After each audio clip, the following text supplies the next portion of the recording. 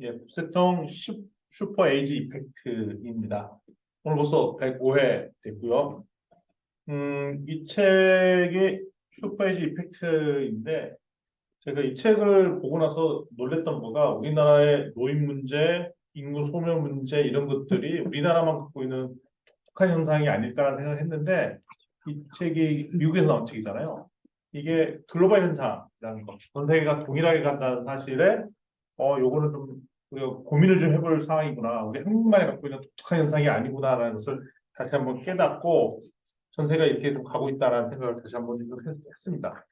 요 그림이 장표가 전 세계 지표인데 우리 보통 인구 피라미드 하면은 이렇게 피라미드형으로 생각하는 게 보편적인데 전반적으로 사람들이 안 돌아가시니까 예, 그리고 갑자기 돌아가시니까 소위 말하는 고령화 취지가 전 세계적으로 동일하게 가는 패턴을 보인다라는 것이 이 장표이죠. 그래서 2100년도 되면은 거의 한 7, 80세 되는 사람들이 엄청나게 많은 숫자이고 지금 몇몇 국가에서는 지금 60세 이상 넘으신 분들이 한 3분의 1 정도 되는 구성을 갖고 있는 대표적 일본 이런 나라도 있는 걸 봐서 이게 아마 전 세계적인 메가 트렌드이다라고 얘기를 하고 있고요.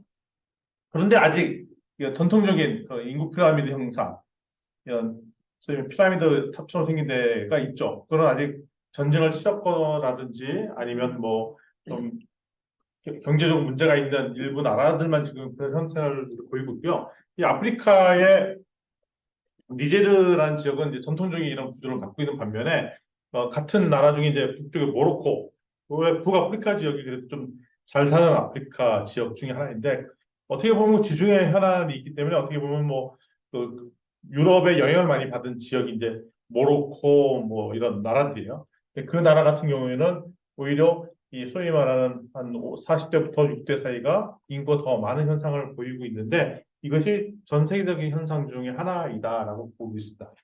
그래서 그게 언제 이슈가 바뀌었냐 봤더니 먼저 산업혁명을 겪으면서 이게 패러다임이 바뀌기 시작했대요. 첫 번째 2차 산업혁명이 일어나자 인구가 경제성이 좋아지니까 막 폭증을 했고 두 번째 영유아 사망률이 막 줄어들기 시작하고 그리고 출생률이 줄어드는 현상이 2차 산업혁명이 일어나자 생기기 시작했고 3차 산업혁명이 일어나자 뭐 얼마 전 얘기지만 그러면서 기대 수명이 확 늘어나면서 사람은 덜 출생하고 태어난 사람들이 잘 안 죽으니까 이제 오히려 역삼각형인 구조를 가지게 되는데 우리나라가 알고 있는 빅 컴퍼니, 빅 나라, 독일, 일본, 뭐 이탈리아 이런 데가 동일하게 주로 50대부터 70대의 인구가 더 많은 역전된 현상들이 나타나는데 그게 우리나라뿐만 아니라 조금만 잘 살게 되는 나라일수록 인구를 조금 낳고 그다음에 경제적으로 좋아지면 또 육아와 관련된 비용들이 많이 발생하게 되니 따라서 더 많이 나올 수도 없는 형태가 됐고 물론 중국은 1인 산하 제한을 했기 때문에 그렇게 된 효과도 있지만 지금 같은 구조에서 중국도 육아와 관련된 비용들이 많이 드니까 자연스럽게 자녀를 많이 낳을 수가 없는 구조로 바뀌어버리고 우리나라는 지금 최고로 결혼을 안 하고 육아를 안 낳는 패턴들인데 이것이 급속도로 다른 나라까지 확산되는 분위기가 있다라는 것이 이 책의 내용입니다. 그래서 여기도 나왔지만 65세 이상이 3분의 1을 차지하고 있대. 그러면 사회정자가 엄청나게 커지는 거예요. 65세 되면 일을 안 하잖아요. 그러면 이들이 뭘 먹고 살냐 하면은 연금이나 아니 본인들이 저축해 놓은 돈으로 살아야 되는데 그러면 연금이라는 것은 나중에 지금 소득 있는 사람들의 세금이 뒷받침돼야 연금 수입이 있어야 받쳐주는 시스템인데 그게 안 되는 때는 문제가 터지고 그럼 우리가 모아둔 돈이 없으면 어떻게 해야 되냐 65세 돼서 일을 하든가 아니면 자녀 세대가 먹여 살려야 되는데 자녀 세대는 또 우리가 출산한 애들이 없기 때문에 우리 애들이 우리를 먹여 살리라는 것은 쉽지 않을 것 같다. 그럼 결국은 어떻게 되냐 우리가 죽을 때까지 일을 해야 된다. 근데 아까 데이터 봤지만 잘 안 죽는다. 그게 문제인 거죠. 그래서 지금 우리나라 같은 경우도 공식적으로 남성 예상 수명이 79세이고 여성이 82세 정도 되는데 저희가 그거보다 조금 더 올라가기 시작하면 한 80세 중반까지도 올라갈 것 같아요. 그러니까 제가 지금 올해 50대 중반인데 50대 중반이 저희가 이제 언제쯤 사망될 거냐면 남자가 79세 요 정도인데 좀 올라가서 80세 중후반 거의 90세까지도 갈 가능성이 있다. 그래서 근데 아까 뒤에도 나오지만 좀 적절한 건강 관리만 잘 해주면은 그 우리 대표님도 30년을 보장받았다고 했듯이 쉽게 잘 아프지가 않는 세대가 되어 버렸습니다. 그러면 그 남은 시간을 뭐 할까의 일입니다. 그러니까 여기서 나머지 뭐 할까의 이슈가 단순히 경제적인 측면의 문제가 아니라 여기에 보면 이제 사회 경제적 이슈들이 막 들어가 있음을 알 수가 있어요. 측면의 문제가 있죠. 연금과 의료 혜택 수령 문제, 소득세가 납부자가 감소되고, 그러니까 이런 연금 문제가 반드시 터질 수밖에 없고, 그다음에 당연스럽게 뭐냐면 시니어 세대가 늘어났기 때문에 시니어 세대를 위한 서비스 제품 이런 것들도 급속도로 많아질 필요가 있더라. 그런 측면에서 볼 때는 우리가 이제 중장년층을 대상으로 하는 다양한 비즈니스 서비스들이 더 많이 늘어날 가능성이 있더라. 그러니까 우리 창업을 전공하는 우리 입장에서 볼 때는 저희가 새로운 커지는 인더스트리라고 볼 수가 있겠고요. 그다음에 자연스럽게 그 시니어 대상으로 하는 교육 프로그램들이 어, 더 많이 가야 되겠고, 그리고 저희가 지금 이번에 준비하고 있는 열린 시민 창업대회라고 진주시에서 이제 만들려고 하는 것도 주 타겟이 누구냐면 이제 은퇴자, 그다음에 시니어 세대 이런 분들이 다시 한번 창업을 할 수 있는 기회, 그다음에 병단녀, 그다음에 학교 밖 청소년들 뭐 이런 친구들인데 주 타겟은 은퇴자들이에요, 은퇴자들. 그러면 자연스럽게 과거에 배웠던 지식들을 다시 업그레이드해서는 평생 교육이 다시 필요한 측면이 되었고요. 그리고 또 추후에 계속 나왔지만 노인들이 많이 살 수 있는 잘 살 수 있는 이제 건축 구조물들이 또 보완이 돼야 될 거고, 그러면 자연스럽게 이제 결혼 문제는 어떻게 할 것이고, 그다음에 뭐 자동차 구매도 어떻게 할 것이고, 그 이동 모빌리티 문제가 있기 때문에 이 왔다 갔다를 앞으로 어떻게 할 것이냐. 특히 우리 같이 지방인 측면에서 볼 때는 자동차가 없으면 되게 불편해지는데 그 나이가 많아진 다음에 운전할 때 여러 가지 위험의 요소들이 있거든요. 그럼 그런 문제를 우리가 어떻게 해결해야 될 것이냐? 그것도 중요한 이슈가 될 것 같아요. 그런데 분인데 우리가 이런 단어들이 쓰였다. 그래서 에이니즘이라는 단어가 쓰였는데 에이니즘이 어떻게 보면은 시니어 노인들을 무시하는 용어로 사용됐다는 것입니다. 그러니까 뭐냐면 과거에 산업혁명이 일어나면서 의료 보건 시스템이 막 좋아졌잖아요. 의료 보건 시스템이 좋아졌으면서 자연스럽게 의료 분야에서 영유아가 사망하는 분들을 해결하는 데 초점해서 의료행위가 이어지다가 자연스럽게 노인들에 대해서 사회 경제적 문제에 대해서는 불평등 문제는 좀 무시하는 경향들이 있습니다. 왜냐하면 아니 뭐 이제 일 그만하시고 이제 쉬셔야지 정년퇴임 하셔야지. 그러니까 정년퇴임이라는 용어 자체가 현대사회에 가서 나타나기 시작한 거죠. 과거에는 저희가 힘이 떨어질 때 일을 그만뒀는데 그게 아니라 자연스럽게 정년이라는 개념도 생기고 이제는 그만 일을 해야 된다는 생각이 들고 뭐 그런 개념들이 많다. 그래서 어떻게 보면 사회 전반적으로 노인 세대가 무슨 의견을 낸다든지 뭐 하면 저 사람 뭐 이렇게 얘기를 하고 있어. 그냥 젊은 사람들에서 잘 피해주지. 뭐 이런 분위기들. 그러니까 노인이 자기 목소리를 내는 거에 자체서 저항하는 분위기들이 전반적으로 있는데 그것이 과연 바람직하냐? 아니, 과거랑 다르지 않냐? 근데 이 노인이 몇 살부터 노인이냐? 몇 살부터가 노인입니까? 70. 네, 여기 분위기로는 65세인데 그러면 몇 년간 노인이에요? 95세까지 하면 30년 넘게. 그러면 너무 긴 세월을 노인데 그 인생의 3분의 1이 넘는 세월을 아무 일도 하지 말고 뒷걸음하라는 분위기 자체가 이거부터 깨 부셔야 되지 않냐라는 게 이 책의 문제 제기입니다. 그다음에 자연스럽게 뭔 얘기를 해야 되냐면 노인분들은 독립적으로 생활이 안 돼. 회복하는 게 어려워. 그다음에 근데 그렇지 해서 자연스럽게 의존해야 살 수 있어. 취약해. 누가 돌봐줘야 돼. 라고 얘기하는 문화 자체가 문제가 있다는 거죠. 그래서 노인 스스로도 독립해서 삶을 살 수가 있고 취약하지 않다라는 것들을 강조할 필요가 있다는 것입니다. 근데 그런 생각이 드니까 자꾸 내가 뭘 할 수 있어라는 그 자존감이 훼손되는 일들도 같이 발생하죠. 그러다 보니까 이제 이런 것들을 잘 지지할 수 있는 정책들이 없다 보니까 사실 이렇게 노인의 소외 문제가 발생하고 있고, 그리고 지금 보면 일자리가 점점 부족하잖아요. 그래서 정년을 늘리자 그러면 바로 반발이 나오는 것 중에 하나가 젊은 청년들 일자리가 부족해지는 거 아니냐? 그동안 이제 소위 말하는 직장 생활하면서 좀 이렇게 라지 꿀 빨고 그랬으면 이제는 젊은 사람들 은퇴해줘야지. 이런 분위기가, 그러니까 어떻게 보면 청년들 일자리 문제랑 시니어 세대 일자리 문제는 별개 문제인데, 그 청년들이 일자리가 없는 것이 그 시니어가 너무 오래 일을 차지하고 있는 것 때문에 발생한다라고 하는 그런 소위 말하는 갈등을 부추기는 건 문제가 있다라고 얘기를 하고 있습니다. 이 역사를 보면 꽤 오래됐더라고요. 중세시대 보면 노인들 대상으로는 어느 나이가 높으면 뭐 종교적인 의무사항들을 뭐 면제해 준다든지, 근데 그게 맨 처음에는 배려해 준다고 면제를 해주는데 그게 지속되다 보니까 오히려 반대로 노인을 차별하는 그런 조항들로 바뀌어 버렸고요. 그다음에 연금이라는 제도도 노인의 그 경제적 안정성을 위해 제공하기 시작했는데, 이제는 알다시피 그 연금을 돈을 내야 될 그 인구 숫자가 줄니까 대응이 안 되는 일들이 발생하죠. 노인은 점점 늘어나고. 그런데 이거를 고치기가 어려워요. 왜 고치기 하면, 그러면 당장 누군가 정치인이 손을 대서 그러면 연금을 잘하기 위해서 젊었을 때 내는 금액을 늘리고 수혜자의 수혜 금을 깎자. 이렇게 하는 순간 그거 주장하는 정치인은 다음 선거에 바로 탈락이 되기 때문에 계속 갖고 있죠. 나는 모르겠지만 다음 정치에 하겠지, 하겠지, 하겠지. 그래서 저희도 우리나라도 지금 연금 문제나 뭐 건강보험 문제, 그다음에 이런 문제, 국민연금 문제 이런 것들을 손을 봐야 되는데 문제가 터지기 직전까지 와 있더라, 이런 얘기를 하고 있습니다.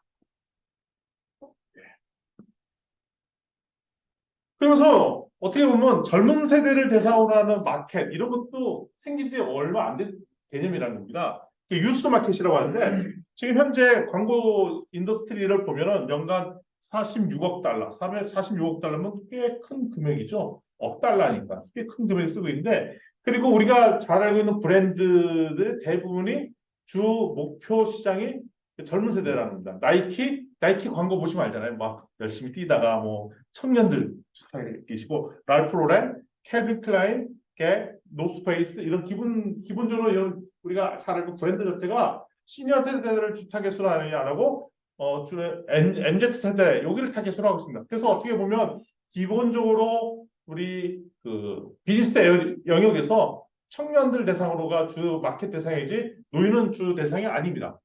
그리고 점점 보면서 실제 소비되는 금액을 보니까 다른 인구 집단에 비해서 이 MZ 세대가 소비하는 물량이 한 5배입니다. 그러니까 자녀를 키우는데 돈이 많이 들어가요. 돈을 많이 써. 네. 우리 집 저 애들이 셋이니까 돈을 많이 써. 그러니까 이게 자연스럽게 주택에, 왜냐면 뭐 광고 보니까 돈 쓸 수밖에 없죠. 근데 연세 드신 분들은 마켓의 입장에서 또 주택 고객이 아니까 소외됐다 보니까 요즘 뭐가 유행인지도 모르고 그러니까 또 안 사. 그러다 보니까 주 타겟 고객이 달라졌다라고 얘기합니다. 그리고 우리 당연히 생일 축하하는 문화가 있는데 생일을 축하해주는 문화는 생기지 그렇게 역사적으로 안 됐다는 겁니다. 근데 요즘 젊은 청년들 보면은 뭐 연애할 때 뭐 만난 지뭐 100일, 뭐 며칠, 1000일, 뭐 시리즈의 이벤트들을 만드는데 그 수많은 이벤트의 주 대상자도 그러면 젊은 청년들 대상이지, 뭐 결혼하신 지 뭐 한 30년 됐네. 그럼 축하해 주는구나. 리뉴얼. 다시 결혼. 리뉴얼 맞나? 뭐 이런 개념들은 좀 친숙하지 않은 개념인데 꼬박꼬박 따지면서 뭐 이렇게 어, 청년들의 이벤트를 즐기는 걸 위해서 시니어 세대는 그렇지 않다. 근데 이런 문화 자체가 약간 광고 마케팅과도 연동되어 있다는 것을 알 수가 있습니다. 그러면서 티네이지라는 세대가 만들어졌는데 이게 교육을 많이 받고 그다음에 경제력도 좋아지고 그리고 기술도 트렌드가 도니까 뭐 우리 애들 낳으면 각종 이벤트, 이제는 결혼하기 임신 중에도 임신의 태아 사진을 뭐 이렇게 찍었다 저렇게 떴다, 최근에는 칼라도도 찍었다가 애 나오면 나오다가 발목 이게 발 뭐 작아서 족 잡아서 걸어놓고 막 이렇게 하잖아요. 뭐 10년, 30년 지나면 그게 다 뭔 의미인지 모르겠던, 그리고 때마다 다 사진 찍어서 뭐 해라 다 모아놓고 하는데 이것들도 다 자녀들 교육을 더 집중하고 경제력도 뒷받침되고 기술 체계가 뒷받침되면서 더 강화됐고, 자연스럽게 자녀 세대 같은 경우에도 개인용 컴퓨터, PC, 스마트폰, 소셜 미디어 이런 걸 활용하다 보니까 이쪽에 소비하는 세력들이 더 커지는 분위기로 바뀌어버렸다. 그리고 우리가 흔히 보고 있는 영화, 드라마, 엔터테인먼트 서비스 자체도 주 타겟 인더스트리가 티네이저, 그다음에 MZ 세대로 맞춰져 있기 때문에 모든 산업이 이쪽 세대가 포커스가 되어 있다라고 알려져 있습니다. 근데 문제가 있는 거죠. 여기 세대의 인구수가 줄고 있어요.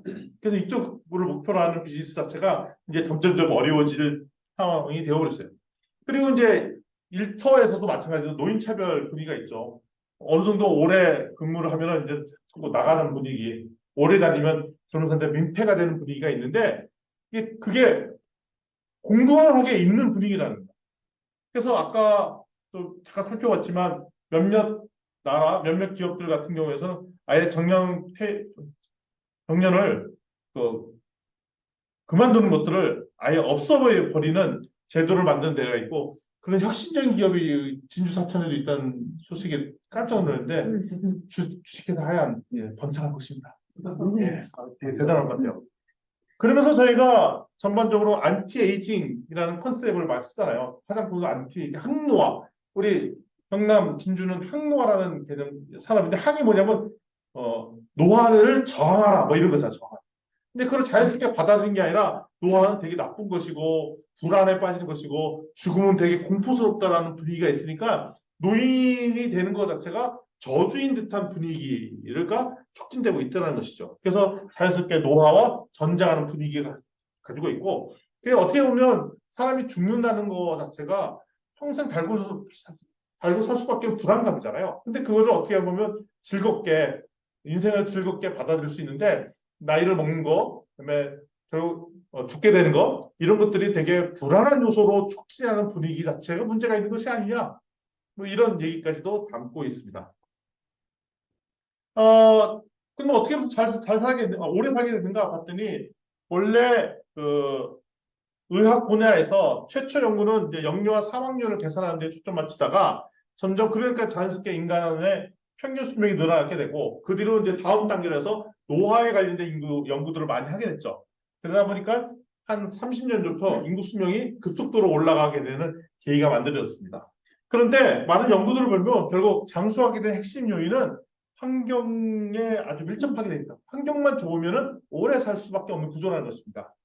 그러다 보니까 이제 문제는 생명은 길어졌는데 이 생명 길어진 만큼 사회 경제 시스템 자체가 뒷받침이 안 되면 이제 생명은 길어졌는데 그걸 버틸 수 있는 힘들이 약해지고 우리가 은퇴한 이후에 한 30년간 삶이 우울하게 보낼 수밖에 없는 구조들이 만들었는데 이거를 좀 깨야 되지 않겠냐라는 것이 핵심입니다. 그래서 수명이 길어지는 것은 핵심이 첫 번째 뭐 일단은 질병 관리가 되잖아요. 우리나라 같은 경우에도 건강검진을 이렇게 받고 뭐 대장 내시경도 하고 뭐 하면은 웬만한 질병이 사전에 뭐 다 웬만한 것들이 처리가 됩니다. 건강검진만 제대로만 적당하게 받으면 큰 병에 걸리지 않고 그냥 조기에 치료를 받을 수 있는 구조가 만들어져 있고요. 그리고 깨끗한 물과 풍부한 음식, 근데 적절한 운동만 뒷받침되면은 꽤 오래 건강하게 살 수 있는 구조를 맞춰주고 있습니다. 그래서 자연스럽게 한 뭐 다음 세대 정도 됐으면 평균 수명 자체가 100세 정도로 올라가겠다라는 게 기본적인 연구인 거고요. 그렇다는 얘기는 뭐냐면 지금 태어나는 애들은 2023년생 지금 애들은 100살을 하는 거예요. 기본적으로. 그러니까 지금 태어난 애들은 진짜 오래 살 애들인 거예요. 그러면 이 친구들이 지금 중고등학교 공부하고 대학을 하고 퇴직하고 그러면 50살에 퇴직하면 인생의 절반은 뭐 해야 되느냐. 이런 이슈들이 남아있더라 이겁니다. 따라서 필요성이 뭐냐면 노인 일자리를 창출하는 스타트업이 더 많이 필요하고 그래서 우리 같은 창업자가 입장에서 볼 때도 노인을 대상으로 하는 새로운 비즈니스 영역들이 더 포커스를 맞춰야 된다는 생각이 들고요. 저희가 지금 저희 학교 교수님과 아름다운 말 연구소라는 연구소를 이끌고 있는데 거기서도 핵심 이슈가 로컬 창업인데 거의 또 플러스해서 시니어 세대를 목표로 한 다양한 일거리들 요거에 같이 합을 좀 맞춰보자. 뭐 이런 얘기들 계속 오가고 있습니다. 그래서 책도 우리가 그 전에 기본적인 학습이 되어야 되지 않겠냐라서 이 책을 제가 바라보는 거고요. 그래서 특별히 시니어 세대가 사회 진출할 수 있는 분위기를 어떻게 하면 만들어낼 수 있을지를 저희도 집중적으로 연구하고 고민하고 판을 한번 깔아보려고 이걸 하고 있습니다. 아까도 어느 분이 말씀하셨죠. 지금 계산으로서는 그 100만 달러 정도 있어요. 100만 달러에서 150만 달러인데 그러면 얼마냐면 15억에서 한 25억 있어야 되는 겁니다. 그러니까 그 정도. 그러면 보통 일반적인 사람이 여유 자금을 10억 이상 만들 수 있는 사람들은 극소수이거든요. 그러니까 현재 시스템에서 노후를 벌 정도로 바짝 일해서 할 수 있는 구조가 아니랍니다. 그럼 잘 보십시오. 우리가 취직을 보통 몇 살에 합니까? 29, 20대 후반 내지 한 30살, 100살 하고, 그러면 퇴직을 얼마입니까? 60살에 하면 30년을 바짝 벌어서 나머지 뒷세대를 써야 되는 거예요. 근데 30년을 바짝 벌는데 문제가 생기죠. 뭐냐면 결혼할 때 돈 들죠. 자녀 육아하고 돈 들어가죠. 그러면 30살 때 온전히 퇴직하고 이후에 돈을 벌 수 있는 축적할 수 있는 기회가 없고 그 30년 동안 일할 거에 상당수는 육아와 이런 그쵸 애가 결혼하고 애 낳아서 출가하면 얘 몇 년 걸리지?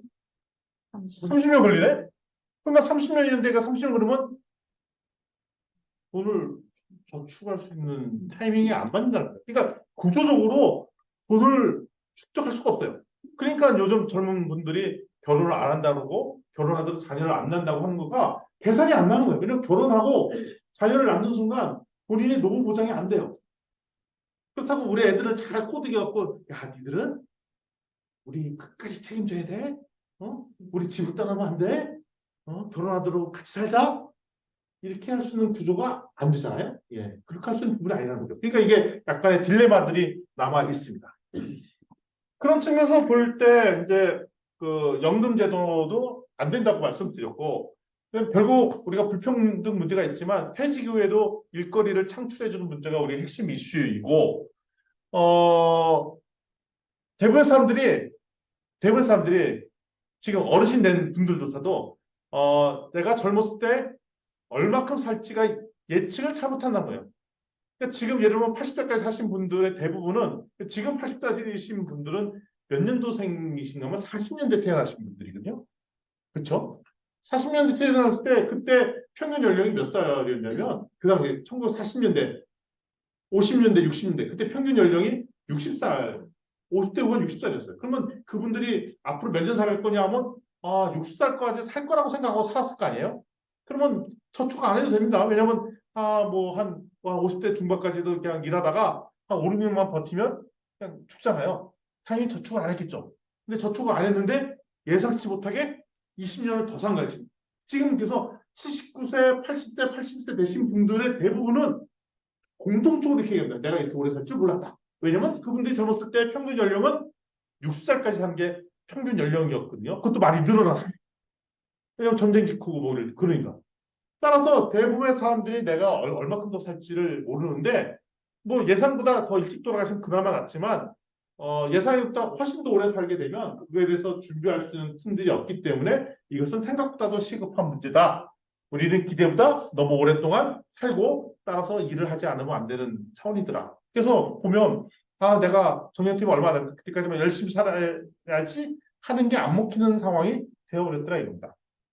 그런데 최근에 재난이 한두 번씩 나잖아요. 코로나19. 근데 코로나19 같은 경우를 겪으면 누가 주로 타겟을 받는가? 저소득층의 노인 세대들이 주 타겟이 됩니다. 그래서 사망률이 가장 많았던데도 주로 저소득층의 노인 세대들이 코로나19로 더 많이 사망했고. 근데 앞으로 보면 이런 위기 상황들이 더 많이 불규칙적으로 불확실하게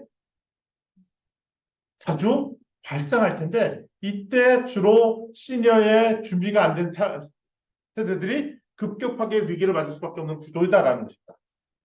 그리고 보면 저소득층은 특별히 당뇨병이나 약물 중독으로 더 많이 돌아가시게 되고 특히 가사노동 여성 같은 경우에도 특별히 이제 경제적 자유를 얻기 힘들거나 결국 본인의 성공이 잘 벌 수 있는 남편을 두지 않는 한 확보가 안 되니까 가사노동을 전담한 여성일 경우에도 더 위험에 빠질 위험이 있더라. 그래서 왜냐면 갑자기 남편이 돌아가신다든가 뭐 이혼을 하게 된다든가 그러면 갑자기 위험에 빠질 수 있는 노출돼 있다는 것입니다.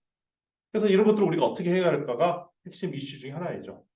그래서 우리가 안티에이징이라는 말을 많이 쓰는데 이게 이제 건망증 하면 큰일 났다, 치매하면 큰일 났다, 노인을 무시하는 메시지가 사회 전반적으로 있고요. 그다음에 노인은 판단력이 흐려, 기술을 사용 못해 라는 이야기 때문에 회사마다 젊은 사람을 선호하는 분위기들이 있고요. 그래서 직장에서는 나이가 점점 많으시면 그만두게 하는 분위기들이 있습니다. 그러면서 이런 분위기가 은퇴하신 분의 공통점도 상당수 많은 분이 은퇴했기 때문에 일이 없기 때문에 우울증에 빠지는 경우가 많고 우리 정신 건강이 나빠지는 경우가 많고 그것 때문에 수명 단축이 되는 효과들이 있다. 그러니까 일을 안 하시고 편안하게 쉬겠다. 근데 여러 가지 일거리가 없으면 우울증에 빠지고 더 힘들어지는 시니어들이 많더라 이겁니다. 그래서 정년 퇴임을 하신 수많은 분들이 되게 정신적으로 건강하게 사시는 분들도 있지만 그렇지 않은 분들이 있습니다. 그런 측면에서 볼 때는 창업대원 오시기 진짜 도움이 되십니다. 유 선생님 파이팅. 예, 파이팅입니다. 그래서 코로나19 상당수 사망자가 우리 저소득층 노인세대라고 말씀드렸고요. 그래서 이제 몇몇 국가들이 정년퇴직을 아예 없애자. 우리나라, 일본 아직도 있죠. 그래서 이런 것들을 한번 규정을 없애보자 하는 것들이 있고요. 이런 것들을 하려니까 그러면 퇴직이 아니고 일을 나눈다든지 여러 가지 정책적인 배려들이 있어서 이거는 좀 더 연구를 좀 더 많이 해야 되는데 분명한 거는 직장이 은퇴하시는 분들에 대해서 지속적으로 일을 할 수 있는 거리들이 안 만들어지면은 전반적으로 사회적으로도 문제가 있기 때문에 이분들은 어떻게 하면 좋을까가 고민입니다. 우리 김영석 교수님이라고 그 연대 철학과 교수님이시잖아요. 지금 100세 넘으셨잖아요. 지금까지도 강의하고 책 쓰고 100년을 살아보니 이런 책도 쓰시고 하잖아요. 그분이 친구분들이 안병옥 이런 분들이 안병옥 씨 이런 분들은 되게 유명한 돌아가신 지 오래됐거든요. 그러니까 자기 친구들은 다 돌아가셨대요. 근데 100년을 넘게 사는 거예요. 근데 이분 되게 건강하게 사시는 이유 중에 하나가 지금 대학 교수를 그만둔 지 40년이 넘었죠. 40년이 넘었는데도 그냥 본인은 작가로서 강사로서 아주 왕성하게 샀는데 그분 사모님 돌아가신 지 꽤 오래되셨어요. 그런데도 아주 독립적으로 삶을 사시는데 우리가 결국은 죽을 때까지 어떻게 건강하게 일을 할 수 있는 방법들이 무엇인가 고민해야 될 따름이 됐습니다. 근데 이런 분위기가 점점 강화돼서 젊은 사람들이 도시로 가고 이 노인의 사람 세대가 급격하게 늘어난 지역의 1순위가 농촌 지역이라는 것이죠. 그래서 농촌 지역은 젊은 사람 입장에서는 일거리가 없기 때문에 대도시로 빠져나가고 급속한 노령화되고 근데 왜 젊은이들이 빠져나가냐 하면 우리가 젊은 사람들이 좋아하는 IT 섹터나 이런 제조업이나 이런 상당수 이런 기반들이 대도시 중심으로 있기 때문에 시골에서는 농촌 지역에서는 소위 말하는 뭐 6차 산업이라든지 아니면 뭐 농업이라든지 이런 기관이지 젊은 청년들이 좋아하는 인더스트리가 좀 존재하고 있지 않기 때문에 급속도로 빠져나가지 않느냐. 그래서 자동화, 세계화, 저출산에 가장 직격탄을 맞는 지역이 농촌 지역이고 자연스럽게 젊은 세대가 빠져나가니까 거기에 병원 이런 데가 기반이 몰락을 하고 교육 시스템도 무너지고 금융기관도 몰락하는 현상들이 나타나고 있는데 이것이 우리 서부경남에 있는 지역에서는 병원, 교육 시스템, 폐교, 그다음에 금융기관 없어지는 데가 늘어나고 있어서 그러면 자연스럽게 이게 선순환이 아니라 악순환이 되면서 농촌 지역은 더 나쁜 구조로 바뀌고 있더라는 거죠. 그런데 최근에 트렌드 중에 그 젊은 세대들이 더 도시 지역으로 가서 농촌 생활하는 게 일조도 했고 고령화된 신분들이 대부분 농촌 지역에 사는데 그러다 보니까 아까 얘기했듯이 병원, 학교 이런 것이 몰락하고 그다음에 쇼핑몰도 몰락하고 그다음에 우리나라는 안 그런데 미국 같은 경우는 인터넷 서비스가 안 되는 지역들도 꽤 있나 봐요. 그래서 인터넷도 안 되고 우리는 농촌하고 인터넷이 안 되는 데가 없잖아요. 근데 미국 같은 경우는 땅이 넓다 보니까 그런 지역도 존재해서 참 점점 힘들어지더라라고 얘기합니다. 그리고 우리나라 경우는 아닌데 미국 같은 경우에는 그나마 대도시에 가까이 있는 농촌 지역은 난데 대도시와 더 멀리 있는 농촌 지역일 때는 또 상황이 달라서 전략을 대도시와 가까운 농촌 지역과 대도시에서 먼 농촌 지역을 대화하는 전략이 달라져야 된다라고 얘기도 하고 있어요. 근데 그런 측면에서 볼 때 우리나라가 좀 잘 안 맞는 얘기일 수도 있습니다. 결국 이거에 대한 대안이 농업 지역에서도 공동체를 만드는 것이 좋지 않겠냐, 커뮤니티를 만드는 것이 좋지 않겠느냐. 그래서 반대로 최근에 들어서 역으로 젊은이들이 오는 일들이 있답니다. 왜냐하면 대도시가 소위 말하는 부동산이 너무 가격이 급증해서 살기 힘들어지니까 그래서 오히려 역으로 지방으로 오고 그리고 코로나 때문에 재택 활성화되니까 재택으로 뭐 한 달에 한 번만 회사 가면 돼요. 그런 친구들 중에 이렇게 지방으로 오는 친구가 있다는 것입니다. 제가 전에 국세통을 한 번 할 때 남해에서 한 분이 오신 적이 있어요. 그래서 물어보니까 이분의 직업이 IT 엔지니어인데 직장이 대전에 있다는 거예요.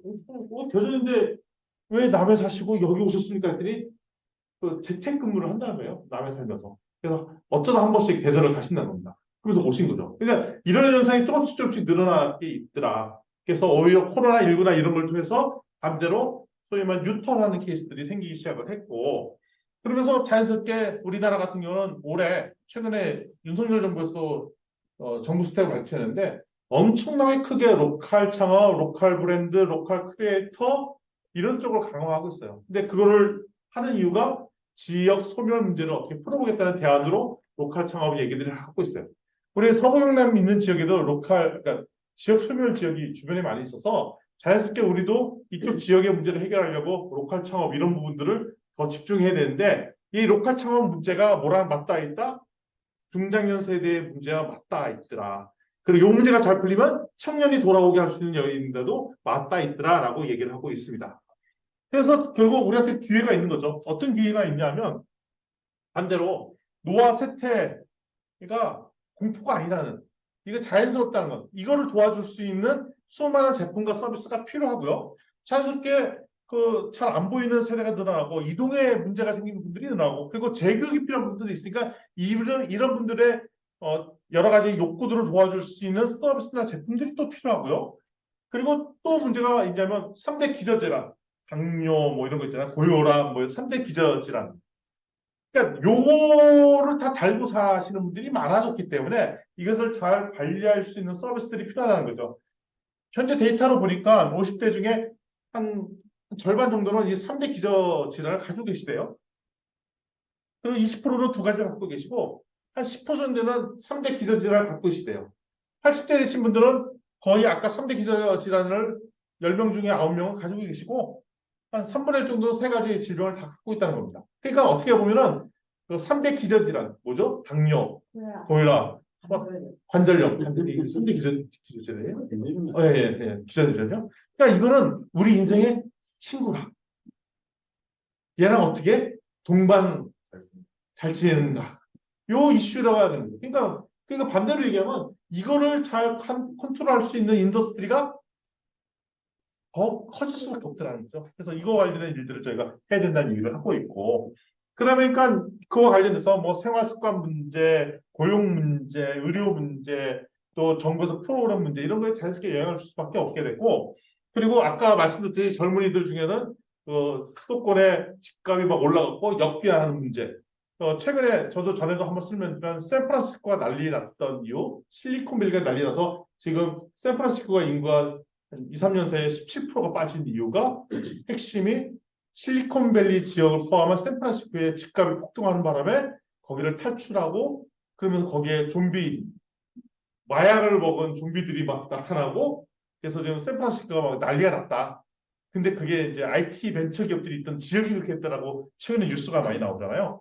그래서 오히려 이런 부동산 문제가 커지기 시작하니까 그것이 오히려 지방에는 기회가 되지 않느냐. 그런 채소를 볼 때 서울에도 지금 부동산 문제가 막 심각해지고 있고 지금 몇몇 정부에서는 더 끌어당기려고 뭐 옆에 경기도 지자체를 뭐 합친다느니 막 이러잖아요. 우리 그 심리는 뭐냐면 다른 데 가면 죽어. 우리 뭉쳐 살아야 돼. 이런 정신들이 있잖아요.